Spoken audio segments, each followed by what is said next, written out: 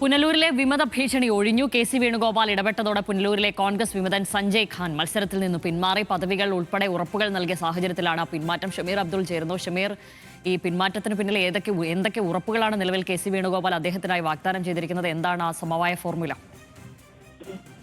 സഞ്ജയ് ഖാൻ കഴിഞ്ഞ ദിവസം Nelson Sebastian ഇത്തരത്തിൽ സ്ഥാനാർത്ഥിയിൽ നിന്നും പിന്മാറിയ സാഹചര്യത്തിൽ ഈ സഞ്ജയ് ഖാൻ മത്സരിക്കുമെന്നൊരു ഭീഷണി നേതൃത്വത്തിന് മുമ്പിൽ പറഞ്ഞിരുന്നു. ഇന്ന് അദ്ദേഹം നാമനിർദ്ദേശ പത്രിക സമർപ്പിക്കാനിരിക്കെയാണ് ലീഗ് അടിയന്തര ഇടപെടൽ നടത്തുകയും കെ.സി. വേണുഗോപാൽ പത്തനംതിട്ട ജില്ലയിൽ കോൺഗ്രസിന്റെ കൺവെൻഷനുകൾ ഉദ്ഘാടനം ചെയ്യുന്ന ചടങ്ങിലേക്ക് ഈ സഞ്ജയ് ഖാനെ വിളിച്ചു വരുത്തുകയും ചെയ്തത്. അടൂരിൽ വെച്ചായിരുന്നു ഈ സഞ്ജയ് ഖാനുമായി കെ.സി. വേണുഗോപാൽ കൂടിക്കാഴ്ച നടത്തിയതിനു ശേഷം എത്തരത്തിലുള്ള പദവികളാണ് ഉറപ്പ് നൽകിയതെന്നുള്ള കാര്യത്തിൽ ആ കാര്യങ്ങൾ വ്യക്തമല്ല. പക്ഷേ കൃത്യമായ ഉറപ്പ് കെ.സി. വേണുഗോപാൽ നൽകി.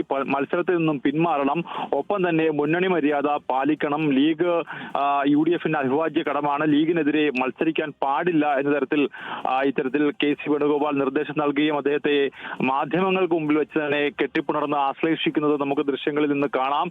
അതിനുശേഷം ഈ സഞ്ജയ് ഖാൻ അതിൽ നിന്നും വിട്ടുനിൽക്കുകയും അതായത് നോമിനേഷൻ നൽകുന്നതിൽ വിട്ടുനിൽക്കാൻ തീരുമാനിക്കുകയും ചെയ്തു. എന്തായാലും കോൺഗ്രസിന്റെ ഇടപെടൽ, കെ.സിയുടെ ഇടപെടൽ ഫലപ്രദമായി നടന്നു.